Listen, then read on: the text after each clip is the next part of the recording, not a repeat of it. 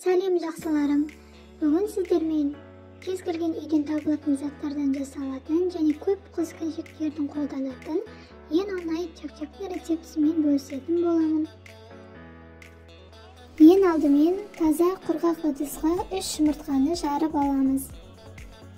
Оған 2 шай қасық қант, егер тәттірек қылам десеңіз, қантты көбірек қоссаңыз болады.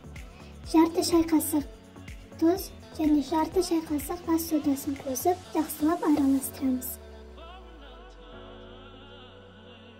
Үстіне ұнды електен өткізіп, жұмсақ емес және қатты да емес қамыр илеп аламыз. Илеп алған қамырымызды кеуіп кетпейтіндей етіп салфанға салып, жарты сағатқа қойып қоямыз.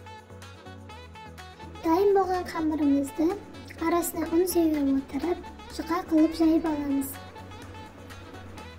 Қамырдың жұқа жайылғаны жақсы. Жайып болғаннан кейін өзіңіз қалаған формада кесіп аласыз. Мен осындай формада кесіп алдым. Көлемі кішкентай болды. Кішкентай қылуға тырысымның себебі бұл қамырды майға қуырған кезде ісініп, үлкейіп кетеді. Ал ол жегенге де, көрер көзге де ыңғайсыздық тудырады. Чак-чактарымызды сәл ғана қызартып қуырып алған соң үстіне қойытылған сүтті құямыз. Бұл сүтті алдын ала ыстық суда қайнататын болсаңыз, ыдысынан жақсы ағатын болады. Барлығын жақсылап араластырып, ыдыстарға бөліп саламыз. Ыдыстарға салып алғаннан кейін өз қалауыңыз бойынша сәндейсіз. Мен кішкене үстіне мак сеуіп, мейіз араластырдым. Сіздермен болған үйдегі асхана каналы.